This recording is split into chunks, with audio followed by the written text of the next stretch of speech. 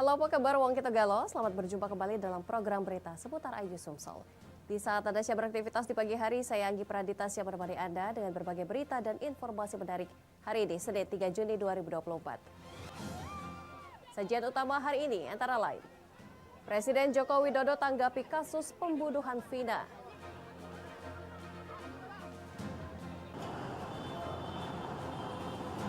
Penemuan tas ransel hitam hebohkan warga Palembang.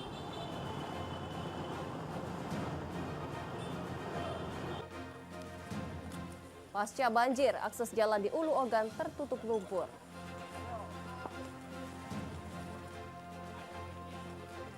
Pemirsa, inilah seputar Ayu Sumsel. Selengkapnya. Di informasi pertama pemirsa, Presiden Joko Widodo atau Jokowi minta penanganan kasus pembunuhan terhadap Vina Dewi Arsita dan M. Rizky Rusdiana atau Eki tidak ditutup-tutupi dan diusut secara transparan.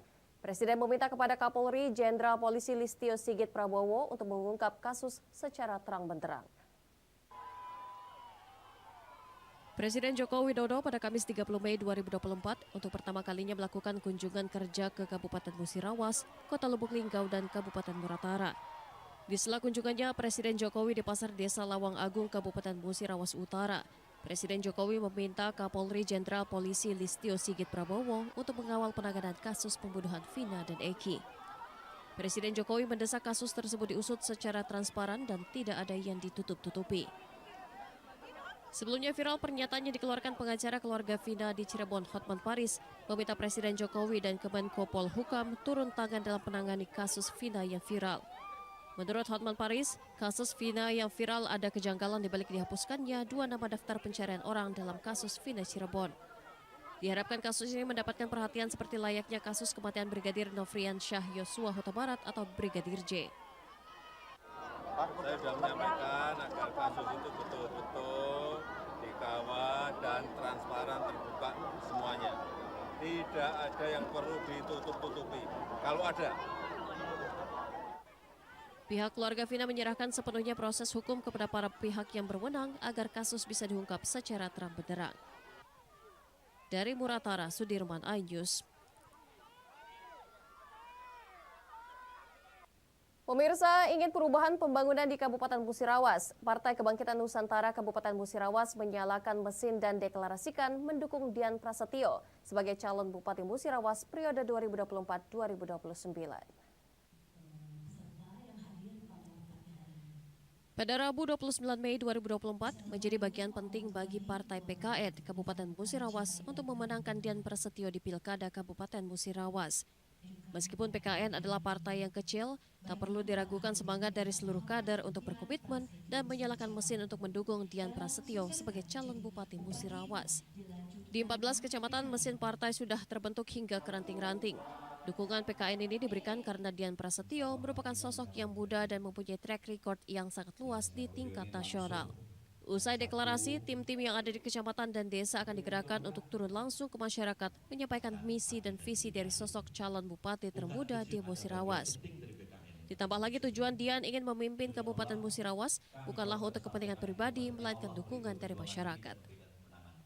Jadi kita lihat sosok muda dan mempunyai track record yang sangat luas di nasional dan beliau sangat bermasyarakat sekali dan punya kemampuan intelektual yang kedepannya bisa membangun Musirawas seperti yang diharapkan.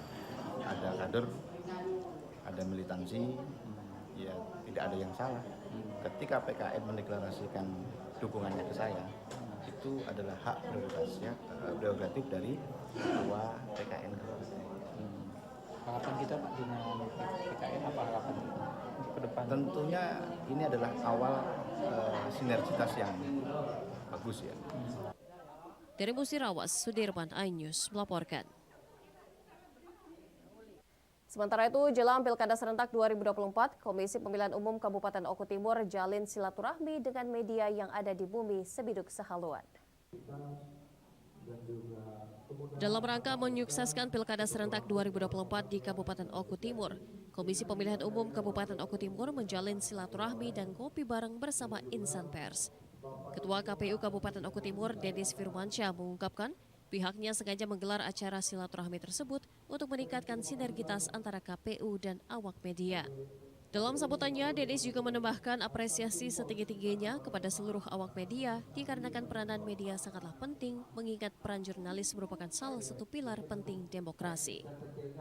Kami KPU Kabupaten Timur memahami betul kita harus bersinergi dengan media, rekan-rekan LSM dan juga masyarakat sipil dalam mengawal proses demokrasi pelaksanaan pemilihan kepala daerah di Kabupaten Oku Timur. Dari Oku Timur, Jatmiko Francisco, iNews melaporkan.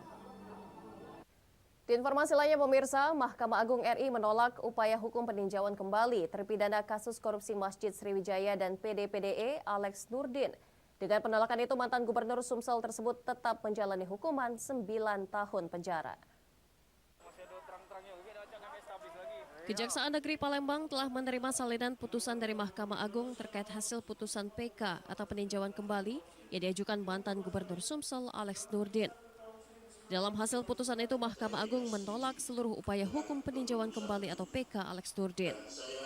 Dengan penolakan itu, mantan Gubernur Sumsel tersebut tetap menjalani hukuman 9 tahun penjara karena upaya hukum untuk meringankan atau membebaskan diri dari vonis hakim telah habis. Sependapat dengan kami, kita hargai putusan Mahkamah Agung melalui putusan PK-nya, upaya hukum luar biasa. Semoga nanti terpidana bisa segera menjalaninya dan segera bebas setelah menjalani hukum. Berarti ditolak? Ya, ditolak. Sebelumnya berdasarkan hasil sidang di Pengadilan Negeri Palembang, Alex Nurdin dinyatakan bersalah dalam kasus korupsi Masjid Sriwijaya, PDPDE dan divonis 12 tahun penjara. Alex Nurdin kemudian menggugat putusan itu ke Pengadilan Tinggi Palembang dan mendapatkan keringanan menjadi 9 tahun penjara. Dari Palembang, Guntur, iNews melaporkan. Pemirsa, tas ransel hitam mencurigakan ditemukan di parkiran stasiun LRT Sukarami, Palembang. Penemuan tas tersebut membuat geger sekitar lokasi. Tim Jibom dari Gegana Brimopolda Sumsel yang diterjunkan meledakkan tas tersebut dan mensterilkan lokasi kejadian. Inilah detik-detik tim Jibom dari Gegana Brimopolda Sumsel meledakkan benda temuan berupa tas ransel yang mencurigakan. Salah satu personil berpakaian pelindung lengkap terlihat mendekati benda tersebut guna memastikan isi yang ada di dalam tas. Dinilai cukup aman, ternyata ransel berisi pakaian bayi itu dievakuasi untuk pemeriksaan lebih lanjut di Polsek Sukarami, Palembang. Budi Korlapam LRT menjelaskan sekitar pukul 10 menjelang siang salah satu petugas akan memakai mobil dan melihat ransel mencurigakan. Temuan dilaporkan ke Babin LRT dilanjutkan ke Polsek Sukarami dan tim Gegana. Untuk keamanan dan menghindari hal yang tak diinginkan, Gegana Brimopolda Sumatera Selatan sempat melakukan penutupan jalan. Petugas Papua KI. Nah, dia mau pakai mobil, lihat ada tas, langsung dia melapor ke Satpam, ke anggota saya. Soalnya tas itu posisinya di mana, Pak? Tetap di situ, masih di situ posisi. Apa itu? Tempat area parkir mobil. Tempat umum bukan? Bukan, khusus untuk pakai mobil, ya, mobil karyawan. Kapolsek Sukarami Palembang, Kompol Ikang Ade Putra menjelaskan lokasi sudah disterilkan dan polisi akan mencari tahu dan melakukan penyelidikan siapa yang meletakkan tas ransel tersebut. Tadi Satpol sudah melakukan penindakan dan melakukan eksekusi terhadap barang tersebut. Nah, ternyata barang tersebut hanya tas biasa yang mana berisikan barang-barang perlengkapan bayi. Dan situasi sekarang. Atas kehebohan ini sempat terjadi kemacetan panjang di Jalan Kolonel Haji Berlian. Dari Palembang, Firdaus, iNews melaporkan.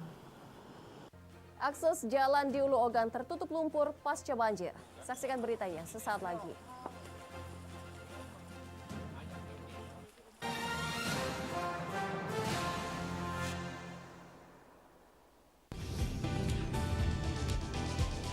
Atika Hasiholan yang lagi seneng banget karena ibunda Ratna Sarumpait akhirnya bebas bersyarat.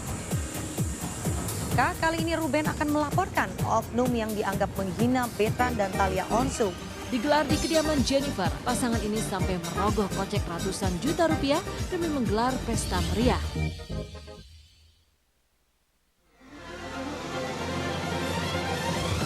Tim gabungan kembali mengevakuasi korban kecelakaan bus Sriwijaya. Pemirsa, polisi akan mengumumkan hasil uji balistik penembakan gedung DPR.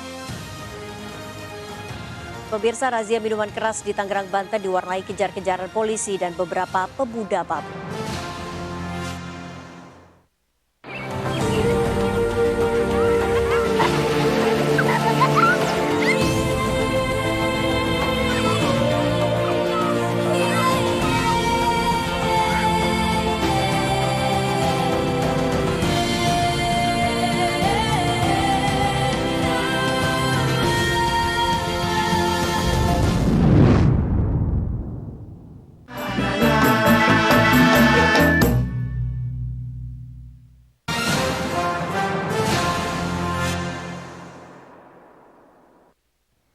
Anda masih bersama kami dalam seputar iNews Sumsel. Pemirsa, akses jalan di Kecamatan Ulu Ogan menuju Desa Kelumpang masih terisolir.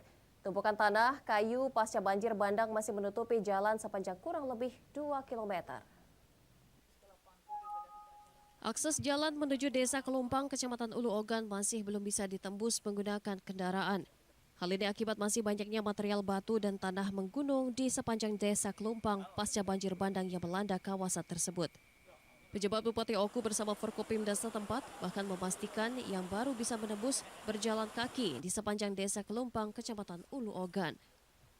Pemerintah setempat telah menerjunkan alat berat untuk membuka akses jalan yang tertimbun. Pemkab Oku berjanji akan menambah alat berat untuk membersihkan material yang menutup satu-satunya akses jalan menuju kecamatan paling ujung di Kabupaten Oku.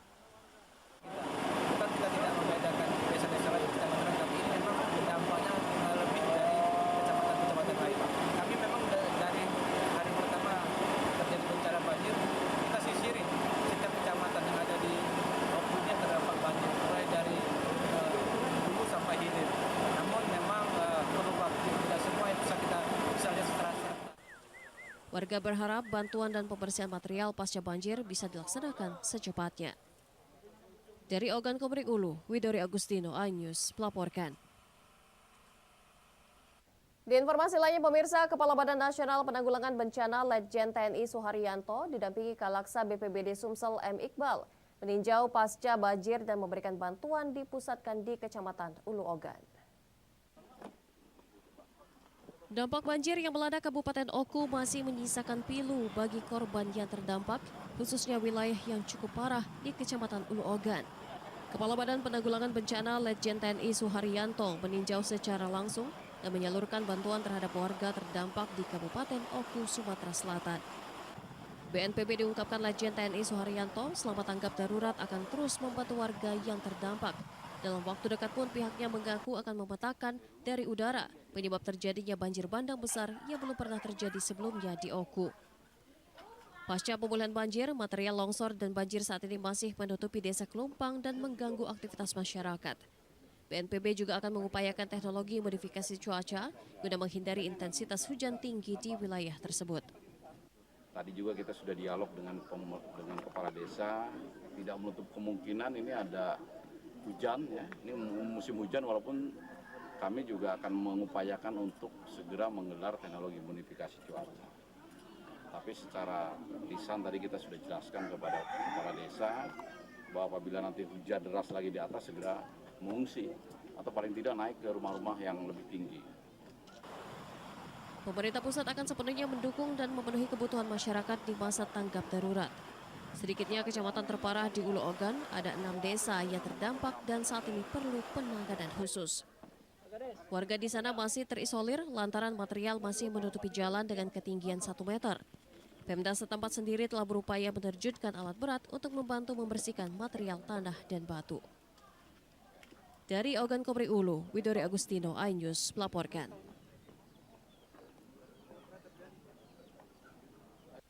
Kerja sambilan menjadi kurir narkoba, seorang ojek online di Palembang diringkus Direktorat Reserse Narkoba Polda Sumatera Selatan dengan bukti 10.000 butir ekstasi.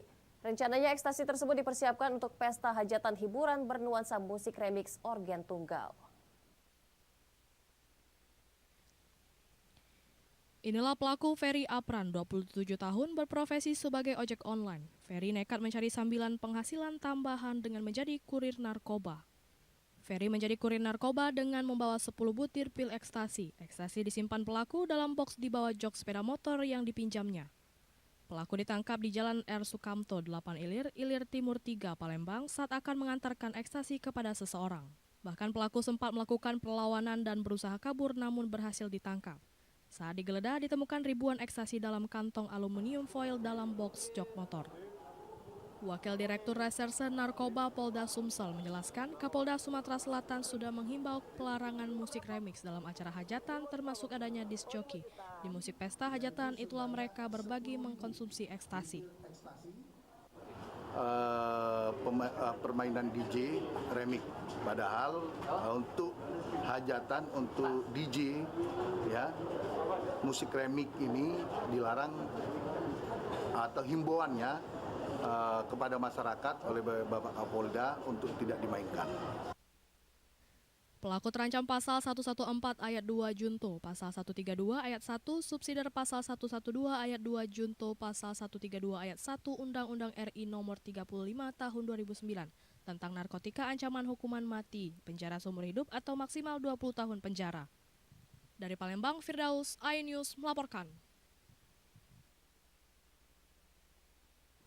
Pemirsa, demikian sajian seputar iNews Sumsel hari ini. Terus saksikan program seputar iNews Sumsel setiap Senin hingga Rabu pukul 5.30 pagi waktu Indonesia Barat. Saya Anggi Pradita, sampai jumpa.